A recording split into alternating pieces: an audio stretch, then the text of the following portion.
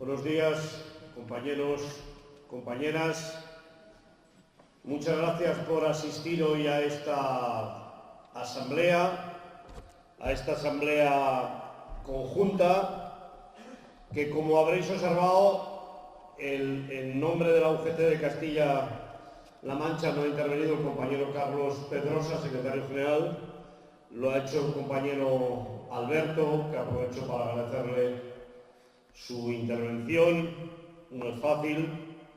Ayer por la noche el compañero Carlos tuvo un problema de salud mientras venía justamente hacia Guadalajara, está ingresado, y yo quiero desde aquí mandarle todo nuestro apoyo y nuestro deseo de que tenga una pronta recuperación.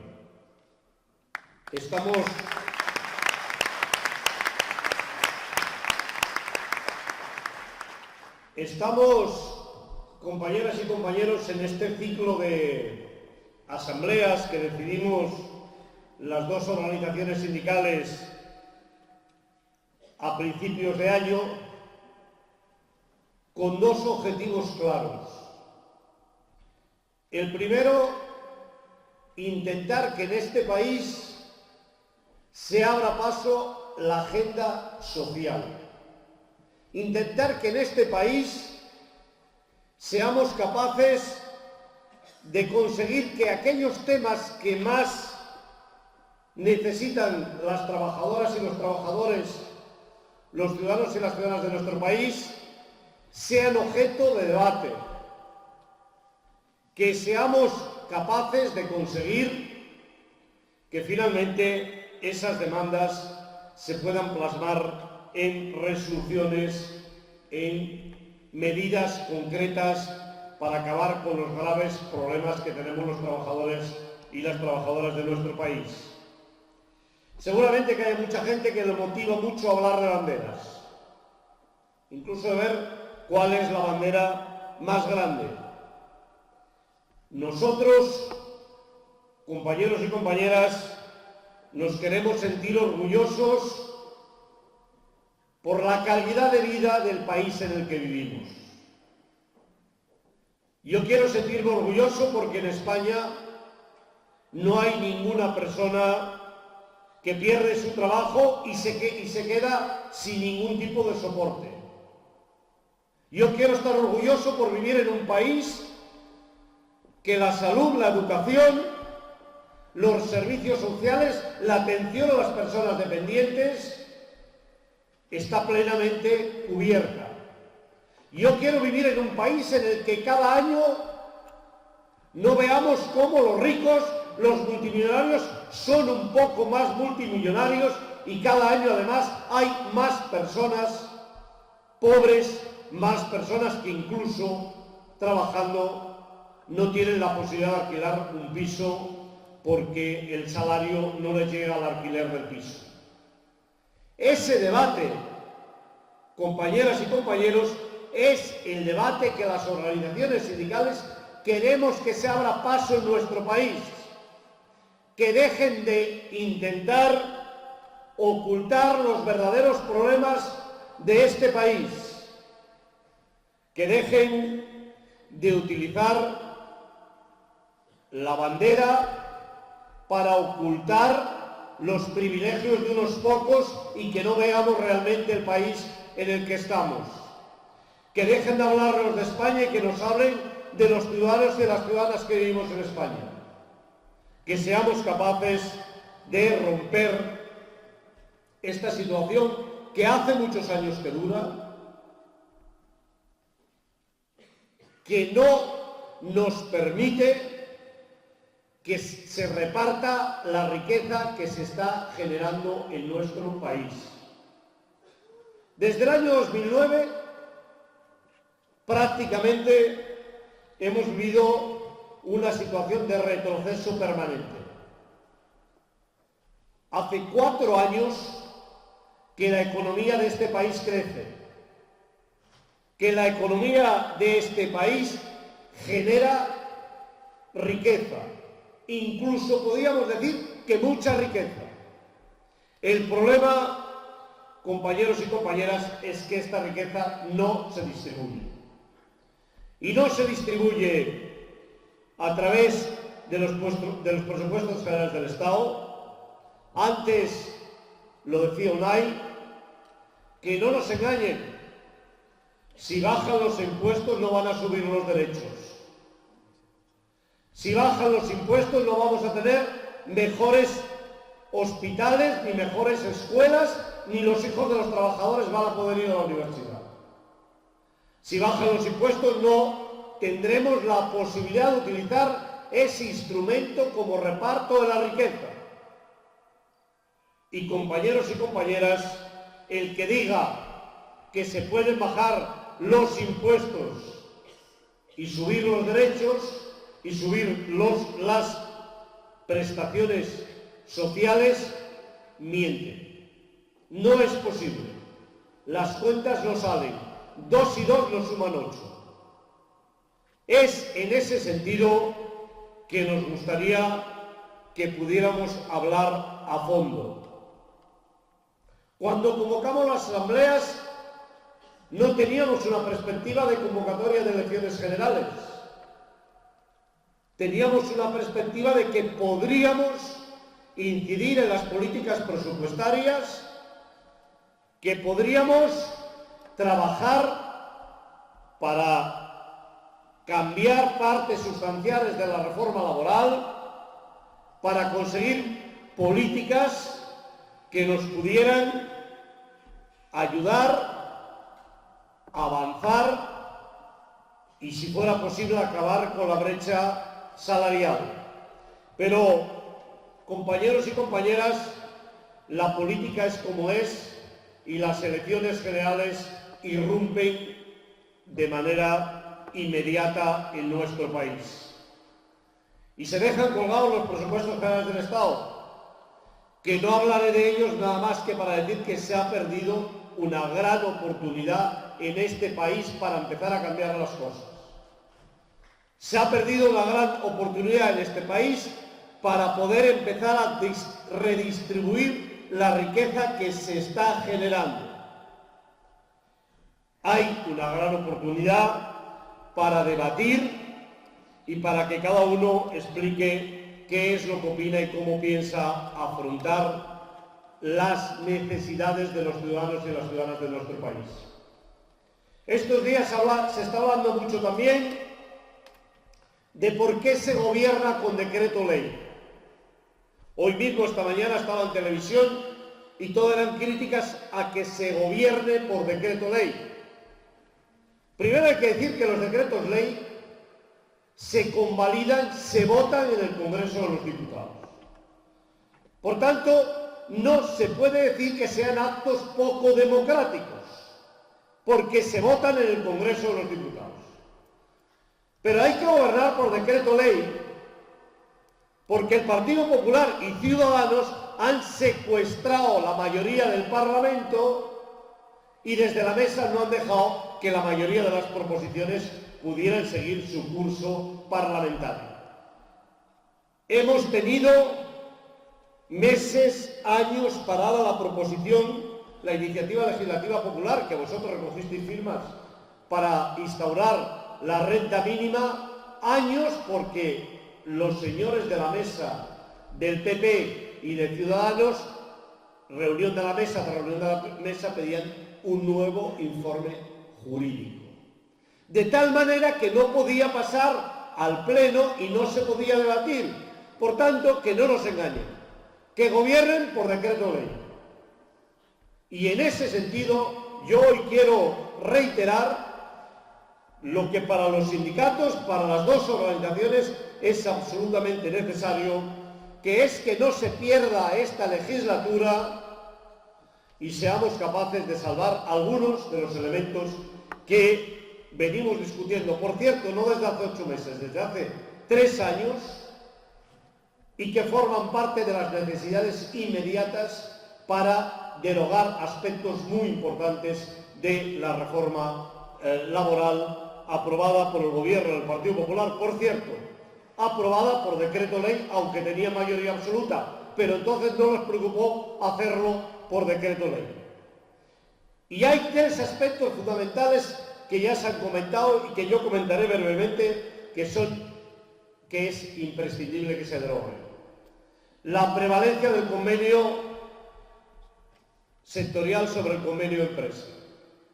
Esta mañana me decía un señor que había sido director general de la agencia tributaria en Antena 3, que esto solo lo pedía la burocracia sindical y, como se dio cuenta que estaba yo, dijo además la burocracia patronal.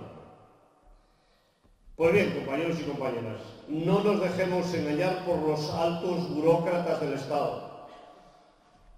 En realidad es imprescindible conseguir que el convenio del sector esté por arriba del convenio de empresa, porque ese es el instrumento fundamental que han utilizado para rebajar los salarios en este país. Y si no, que les pregunten a los trabajadores de la logística de Guadalajara, sin ir más lejos. No tenemos que ir muy lejos. Podemos preguntarles a las personas que están trabajando en la logística de Guadalajara y seguro que nos explican cuántos hay que están trabajando en las empresas de logística y cuántos hay que están trabajando en las empresas de servicios integrales con un salario que siempre se modifica al alza cuando sube el salario mínimo interprofesional. ¿Es necesario eso para que funcione un país? No, no. Eso es necesario para que unos pocos ganen mucho, para que haya un reparto de dividendos absolutamente indecente y que los trabajadores y las trabajadoras de este país no podamos vivir con dignidad. Compañeros y compañeras, hay que restaurar la ultraactividad de los convenios colectivos. Los que negocian los convenios, no la burocracia sindical, que no existe, los que negocian los convenios sabéis perfectamente que no podemos ir a negociar un convenio sabiendo que si al año no llegamos a un acuerdo decae el convenio, porque ese chantaje juega a favor de la patronal y por eso hay que restaurar la ultraactividad del convenio. Un convenio no puede decaer mientras no haya otro convenio que lo sustituya. Eso, compañeros y compañeras, es absolutamente necesario. Como ha dicho antes Unai, como es necesario restablecer el control horario. ¿De qué hablamos? Hablamos sencillamente de que cuando un inspector de trabajo pueda vaya a una empresa y pregunte, se sepa si la persona que está dentro de su jornada de trabajo o no. Hoy ni siquiera se pueden levantar actas de infracción, porque el empresario dice que están en horas de trabajo y la trabajadora, ¿qué va a decir?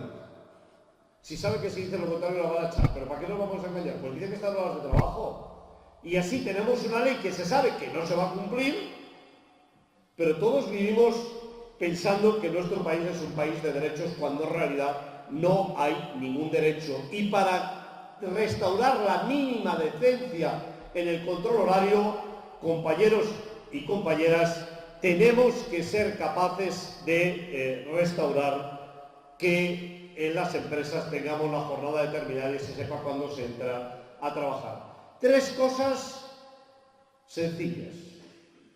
Tres cuestiones debatidas con la patronal. Lo que pasa es que la patronal no quiere, pero llevamos 3 años debatiéndonos con la patronal. Tres cuestiones que desde nuestro punto de vista no podemos perder la oportunidad, no podemos perder esta legislatura sin que se apruebe. Y hoy me decían también qué poca fe tenéis en el próximo Parlamento. Bueno, yo os voy a decir que soy de los que creen siempre que el sindicalismo tiene que ganarse las cosas. Los parlamentos nunca regalan nada. Eso lo sabemos todos y todas. Nuestro trabajo es el que hace que se cambien las cosas de verdad. El trabajo de las organizaciones sindicales. Pero en todo caso, no se trata de tener fe o de no tener fe. Se trata sencillamente de que después de 4 años de recuperación económica, de reparto de dividendos en nuestro país, finalmente podamos conseguir desmontar algunos de los elementos más dañinos que impiden que se pueda trabajar con decencia y vivir con decencia en nuestro país. No vamos a acabar ahí. Por supuesto, estamos trabajando los dos sindicatos, una plataforma que vamos a presentar a los partidos políticos para que nos digan qué van a hacer después de las elecciones. Y vamos a hablar del despido colectivo, por supuesto que vamos a hablar del despido colectivo. No puede ser que en estos momentos no haya causas para despedir, que se pueda despedir sin ninguna causa. Y tantas otras cuestiones que ahora, por razones de tiempo, compañeros y compañeras, no voy a profundizar. Pero nos parece que sería absolutamente necesario que estos tres temas pudieran saldarse positivamente, pudieran derogarse. Por eso también le decimos al Gobierno que no ponga como excusa que no hay mayoría en la Diputación Permanente. Eso es una excusa que no nos sirve. Entre otras cosas, porque se ha de decir, compañeros y compañeras, parte del éxito de esta legislatura, por lo que hace referencia a temas como el salario mínimo interprofesional, etc., es gracias a que ha habido una mayoría de izquierdas plural en el Congreso de los Diputados. Y yo, en ese sentido, creo que esa mayoría plural que existe, que a veces nos genera más complicaciones de las que querríamos, es una mayoría que estamos a tiempo de trabajarla y de conseguir que efectivamente estos temas puedan derogarse vía decreto a través de la Diputación Permanente del Congreso de los Diputados, que no tiene que pasar por la mesa, que va directamente a la Diputación Permanente. Por eso estamos esperanzados en que eso, a día de hoy, estamos muy esperanzados en que eso se pueda hacer. Y derogar la reforma de las pensiones del 2013. Es tan difícil que lo entiendan. En el 2011 firmamos un acuerdo de pensiones. Un acuerdo de pensiones discutido, muy discutido por las organizaciones sindicales, por las bases de las organizaciones sindicales. Y yo me acuerdo perfectamente. Un acuerdo de pensiones en el que pusimos muchas cosas de nuestra parte, porque venía la crisis, porque pensábamos, y luego efectivamente pasó, que el Partido Popular iba a ganar las elecciones, y porque pensábamos también, inocentes, que firmando la patronal el PP lo iba a respetar. No lo respetó. Pues compañeros y compañeras, tienen que saber que para que volvamos a hablar de las pensiones nos tienen que restaurar lo que nos han robado, por cierto, vía decreto ley el 2013, y por tanto volver al acuerdo de pensiones del año 2011. Eso es sencillo. No pedimos grandes cosas, pedimos que nos restauren aquello que nos quitaron. Y es más, si la patronal fuera una patronal decente, lo pediría también, porque ellos firmaron en el 2011. Si firmaron en el 2011, en estos momentos tendrían que estar reivindicando lo mismo. Y se habla de pensiones y de financiación de la seguridad social. Y yo os quiero decir, compañeros y compañeras, que hay una cosa en este país de la que se habla muy poco. Desde el año 96, las cotizaciones empresariales a la seguridad social en nuestro país bajaron 4 puntos que se regalaron de los salarios de los trabajadores a los beneficios de las empresas. Porque lo que pagan las empresas de cotización a la seguridad social es salario diferido. No regalan nada, es parte de nuestro salario. Y ese regalo que se hizo de 4 puntos de cotización de las empresas que se les rebajó, se utilizó un argumento, que fue que el fondo de reserva tenía ya mucho dinero. No sé si os acordáis, que el fondo de reserva ya no necesitaba más dinero. Pues es con ese mismo argumento, compañeros y compañeras, en estos momentos el fondo de reserva está en la ruina. Por tanto, la patronal haría bien sentándose a negociar, no sea que por esta posición que tiene, que piensa que ya lo tiene todo ganado, que para qué va a hablar con los sindicatos, finalmente, compañeros y compañeras, pongamos sobre la mesa todos los elementos necesarios para recuperar plenamente las cuentas de la Seguridad Social en nuestro país. Ellos seguramente que piensan que no tienen nada que ganar por sentarse a negociar, por ser decentes y volver al punto de partida, pero igual tienen mucho que perder si no son capaces de entender que no podemos de ninguna de las maneras empobrecer a los futuros pensionistas ni a los actuales de nuestro país por culpa de la avaricia empresarial. Estas son algunas de las cosas que están hoy encima de la mesa, que en los próximos días, semanas, vamos a tener que trabajar intensamente para conseguir que se puedan aprobar. Nosotros lo vamos a hacer con todos los grupos parlamentarios. Vamos a generar las condiciones para que eso sea posible. Pero yo también les quiero decir a los partidos políticos, especialmente a los partidos de izquierda, que no pierdan de perspectiva que hablamos de personas y hablamos de derechos. Que no pierdan de perspectiva que la ciudadanía de este país quiere recuperar derechos. Y en ese sentido que sería bueno que no hagan muchas cábalas desde el punto de vista electoral, desde el punto de vista del momento, de las amistades, de las desamistades, de los encuentros, de los desencuentros, sino que se pongan a trabajar. Y cuando hablo de partidos políticos, estoy refiriéndome de una manera muy especial, compañeros y compañeras, al Gobierno de España. Porque creo que el Gobierno de España no puede zanjar este tema diciendo que no hay consenso, sino que lo que tiene que hacer es sentarse. Nosotros vamos a ayudar para que haya consenso definitivamente que se pueda hacer. La COE lleva tiempo intentando escabullirse de cumplir con sus responsabilidades. Primero tardamos casi 2 años en firmar el acuerdo de negociación colectiva. Después firmamos el acuerdo de negociación colectiva y finalmente el 1 de enero de 2020 en este país, si cumplen con lo firmado, no debería de haber ningún salario de ningún convenio que estuviera por debajo de los 1.000 euros. Y estamos lejos de llegar ahí. Yo cuando los oigo criticar y decir que se van a arruinar las empresas porque el salario mínimo ha subido a 900 euros, pienso, nos estaban tomando la peluca porque 900 euros este año pues no deja de ser un paso transitorio para los 1.000 del año 2020.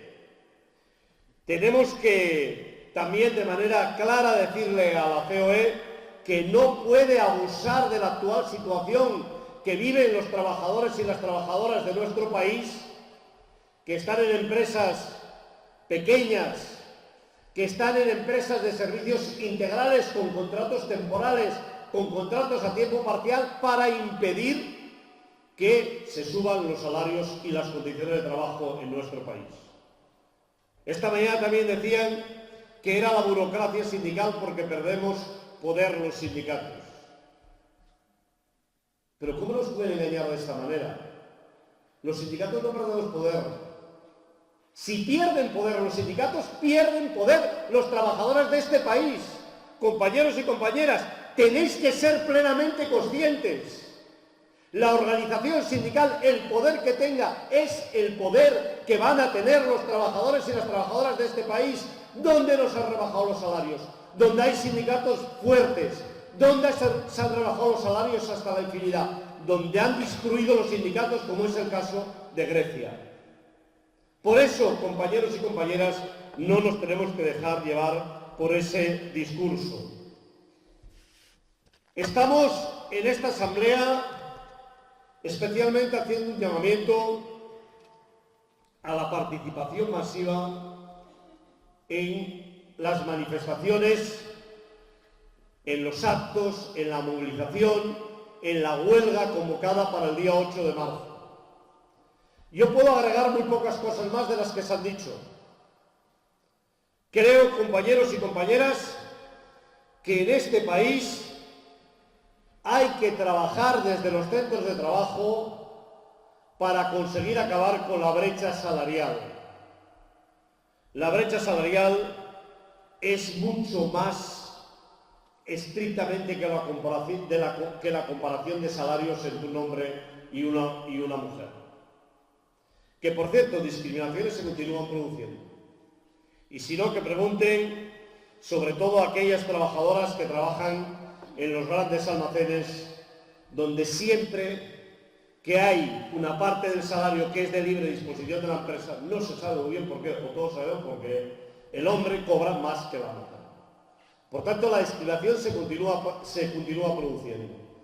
Pero la discriminación, la brecha, se produce por el nivel de mujeres que hay responsables con mando en las empresas, aquellos casos en los que el empresario decide de manera unilateral. ¿Qué pasa en el sector del automóvil? Por poneros un ejemplo donde se puede visualizar, se puede contar. Han entrado muchas mujeres a trabajar a la cadena de producción, es verdad. ¿Cuántas son mandos intermedios? ¿Cuántas han llegado a supervisores? ¿Y cuántos hombres han llegado desde el momento en el que han entrado ellas y ellos? En la mayoría de las empresas, mujeres, pero solo hombres.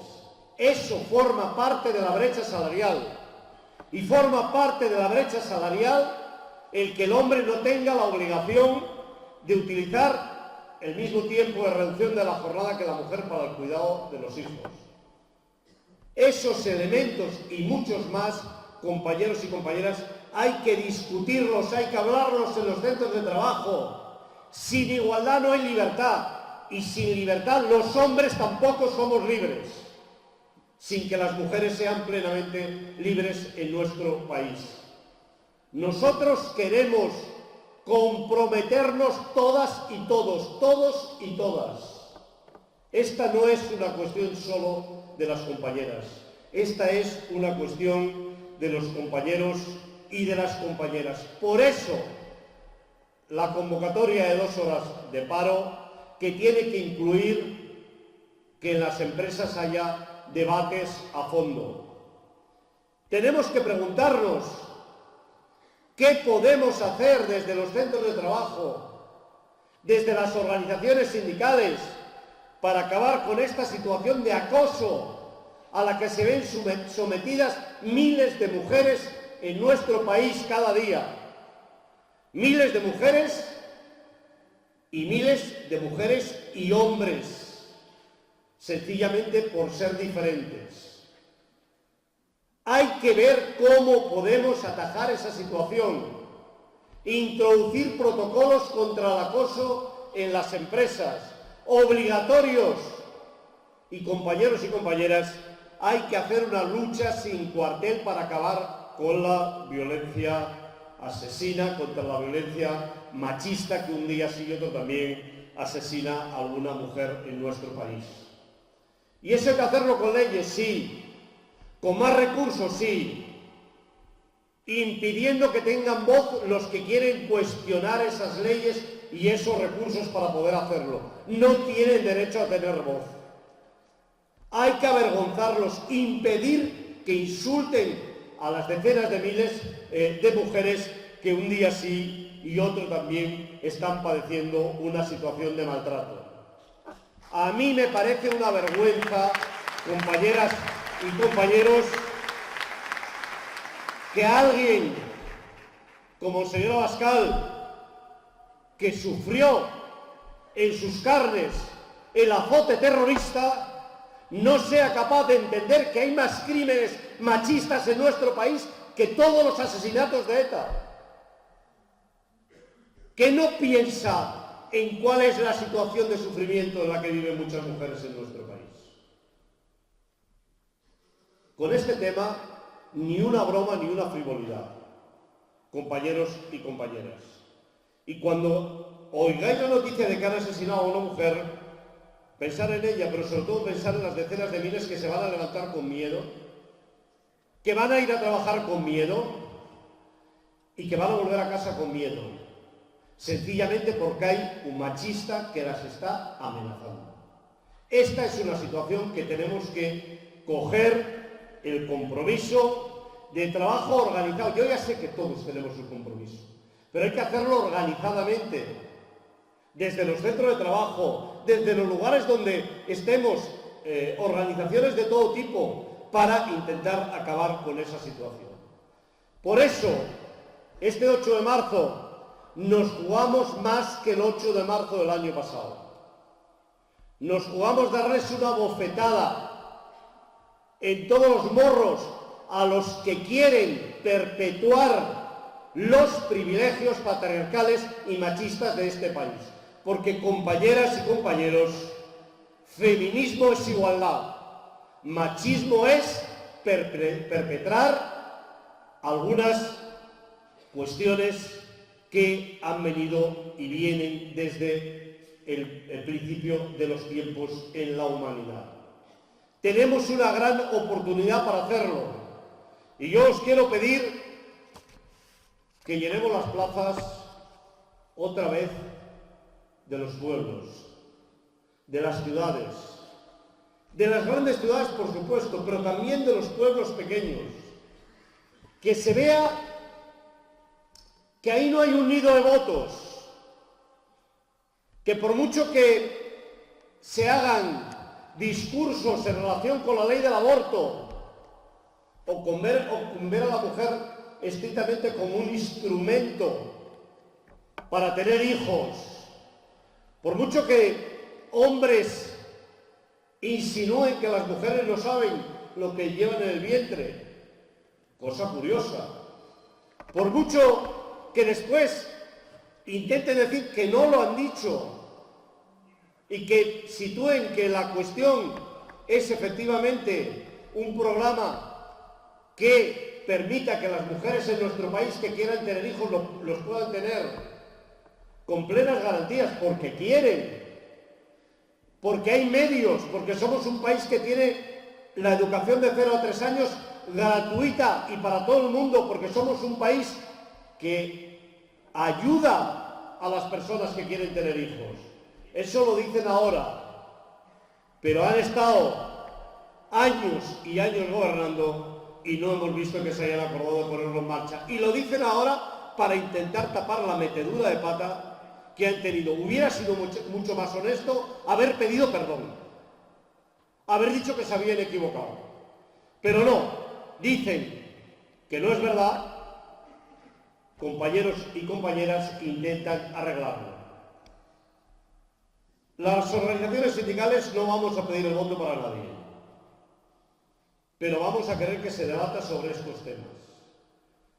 Las organizaciones sindicales vamos a hacer todo lo que esté en nuestras manos para que en los centros de trabajo se hable de estas cuestiones, para intentar dejar de lado la mentira. Yo hay días que estoy viendo la televisión, oigo a alguna o alguno intervenir y digo, pero ¿cómo es posible que se mienta y esto no se pone ni se sonrojan? Eso, compañeros y compañeras, es lo que está ocurriendo en una parte del mundo. No es ningún invento nuevo. Así ganó Trump las elecciones en Estados Unidos. Así ganó Bolsonaro las elecciones en Brasil. Y así hoy los ciudadanos de Brasil y los de los Estados Unidos lo están padeciendo.